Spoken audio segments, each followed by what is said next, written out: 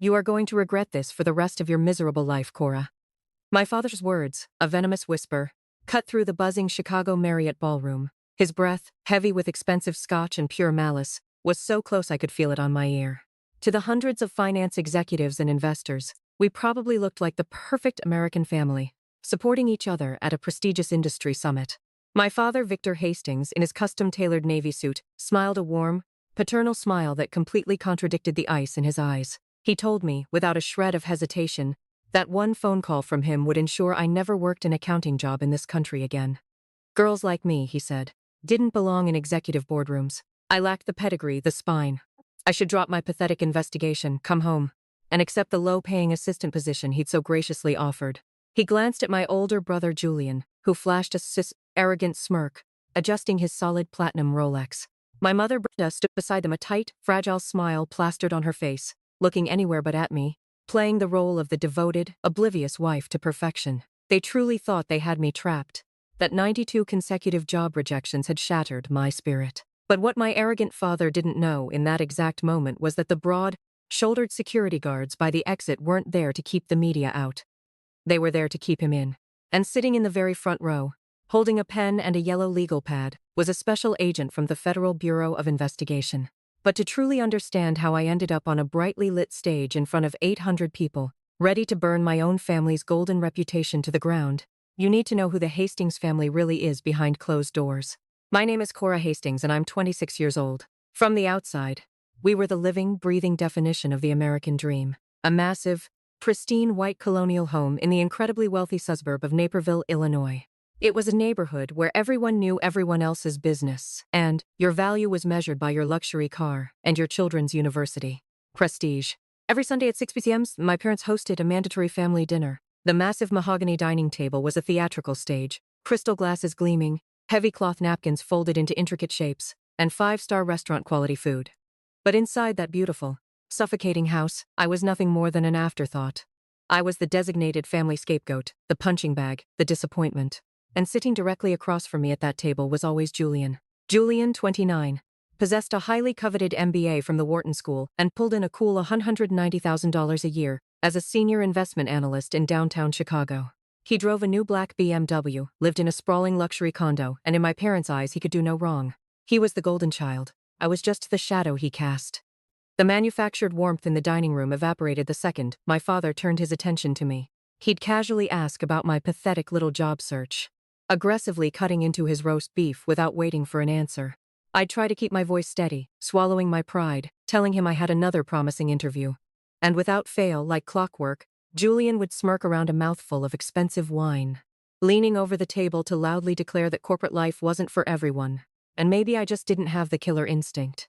I wanted to scream, to throw my heavy cloth napkin at his smug, perfectly moisturized face. I desperately wanted to remind them all that I had just graduated with a flawless 3.72 GPA, that I'd earned a highly competitive 80% merit scholarship to the University of Michigan, a $48,000 award over 4 years. I had done it completely on my own, working multiple exhausting jobs, surviving on cheap instant noodles and tap water, giving up every normal college luxury my wealthy classmates took for granted. But I had learned a very long time ago that defend yourself in the Hastings household only made the target on your back significantly bigger. Let's talk about my college graduation day in May of 2022. It was supposed to be the proudest moment of my life. I had spent 4 grueling years calculating every dollar. I worked the circulation desk at the campus library for $12 an hour, Monday through Friday. Saturdays and Sundays, I was a barista at a busy campus coffee shop from 6 a.m. to 2 p.m. for $11 an hour plus meager tips. While my peers went on expensive spring break trips to Cabo, I was covered in dust restocking bookshelves or burning my hands steaming milk. I lived in the cheapest, most run-down student apartment, sharing a tiny space with 3 roommates and fighting over one moldy bathroom. Every piece of furniture I owned came from a Goodwill thrift store. I maintained a maximum $300 financial buffer in my checking account, and that was it. When I finally walked across that massive stage to receive my Bachelor of Science in Accounting with high honors, I openly cried. Not out of profound joy but pure, bone-deep, exhausting relief. I looked out into the crowd of thousands of cheering parents, desperately searching for my family. They weren't there. They finally showed up 30 minutes late, casually blaming traffic. My mother barely looked at my hard-earned diploma, immediately asking if we could eat somewhere cheap and fast so they could beat the rush hour home. My father coldly adjusted his expensive silk tie, looked me dead in the eyes, and stated that graduation was just the easy part, and that actually convincing a real company to hire someone like me would be the real challenge. Julian just chuckled. The silence between my father and me was absolute and deafening. He leaned down, placing both hands flat on the table, looking directly into my eyes with a chilling, deeply satisfied smile that made my blood run cold. He spoke in a low, measured tone, telling me I had compiled a lot of interesting circumstantial theories, but that nobody in corporate finance would ever take the frantic word of an unemployed, unstable young girl over a highly respected, deeply connected businessman with his level of influence and wealth. I did not flinch. I told him I was taking this exact folder directly to the local police station in the morning to file a massive formal identity theft and federal wire fraud report. His arrogant smile vanished instantly, replaced by an intense, terrifying, almost violent rage that lasted only a split second before his chilling composure slid right back into place. He leaned in even closer, the smell of his wine washing over me, his voice dropping to a harsh, guttural whisper. He told me that if I dropped this ridiculous nonsense right now, moved back into my old childhood bedroom tonight, and quietly accepted the $38,000's assistant position at his consulting firm, he would personally handle the debt collectors and protect me from total financial ruin. He said he needed to closely manage my life and career because I clearly couldn't handle the pressure of the real world. I realized right then and there that it was never about helping me out of a tough spot. It was a perfectly designed cage. He wanted to keep me financially crippled and completely dependent, so I would be trapped under his heavy thumb forever, quietly working off a fraudulent debt I never took, while Julian lived like a king. When I flatly refused his disgusting offer, his face turned entirely red. He laughed, a cruel sound that echoed in the empty room. He asked me if I really thought my 92 consecutive job rejections were just a streak of incredibly bad luck. He confessed right then and there, without a shred of remorse. He told me he had personal, high-level connections at 52 of the top accounting firms in the Midwest. He coldly admitted that every single time my resume crossed a hiring manager's desk, he made a personal phone call from his office, or sent a highly damaging anonymous email from his corporate computer, explicitly informing them that the University of Michigan had permanently flagged my student file for academic fraud and severe forgery. He looked at me with total, sickening triumph and told me that he had already made sure I was permanently blacklisted from the entire industries, and that I would never work as an accountant as long as he was breathing. I did not cry. I did not scream. I calmly gathered my 89 pages of paper, walked straight out of that toxic house, and never looked back. 2 agonizing weeks later, when I was down to my absolute last $50, my phone buzzed with an unexpected email notification. The subject line read, "Interview request, Garrett Financial Verification." I had desperately applied to the position months ago on a complete whim and had completely forgotten about it. I checked my master spreadsheet. It was application number 93. The job description was for a senior background verification analyst, a highly specialized role that involved intensely investigating corporate credential fraud, detecting complex identity theft, and verifying educational histories for high-level executive hires. The deep, bitter irony of the situation was almost comical to me. The email stated very clearly that the chief executive officer himself, a man named Harrison Thorne, had personally reviewed my resume and wanted to immediately schedule an in-person interview for February 18th at exactly 10 in the morning. But there was a very specific, terrifying catch. The email explicitly requested that I bring my original physical diploma and my certified transcripts directly to the office because Mr. Thorne had some severe questions regarding my educational verification history. My heart completely froze in my chest. I immediately assumed my father had already reached them too, spreading his toxic lies. I assumed this was just going to be painful interview rejection number 93. But I had absolutely nothing left to lose in this world. My savings were completely depleted. I was delivering cheap fast food just to pay for my groceries, and I had just received a second aggressive eviction notice taped to my apartment door. This was my absolute last shot at survival. On the freezing morning of February 18th, I carefully ironed the exact same navy blue blazer I had worn to dozens of previous failed interviews. I drove my beat-up car into downtown Chicago, sat in the expensive corporate parking lot for 30 minutes just to physically stop my hands from shaking, and then walked bravely into the massive glass lobby of Garrett Financial Verification. The firm was a highly successful, high-end boutique agency specializing entirely in forensic background checks, and the walls of Harrison Thorne's massive corner office were lined with impressive credentials from his 30 years of extensive experience working in the Federal Bureau of Investigation's elite white-collar crime unit. When I walked in, Mr. Thorne stood up to shake my hand, He was an intimidating 54 years old with sharp, meticulously styled gray hair and piercing, analytical eyes that felt like they could instantly see through any lie ever told. He did not waste a single second with polite corporate pleasantries. He immediately sat down looking at me intently. He didn't waste a second. He laid my resume on his desk, pointing to my University of Michigan degree. "Ms. Hastings," he began, his voice calm but firm, "our internal verification system flagged your academic record. It indicates a permanent hold for academic fraud and severe forgery. Can you explain this discrepancy?" My heart pounded. This was it. My father had reached them. I took a deep breath, looked him straight in the eye, and said, "Mr. Thorne, I can explain everything. But it's a long story, and it involves my family." He simply nodded, gestured for me to continue. For the next hour, I laid it all out. The scholarship, the grueling work, the graduation, the 92 rejections, my father's confession, the fraudulent student loans he'd taken out in my name to fund Julian's lavish lifestyle, and the 89 pages of meticulously compiled evidence I now held in my hands. I showed him the forged loan documents, the anonymous emails my father sent, the detailed timeline of my applications and his sabotage.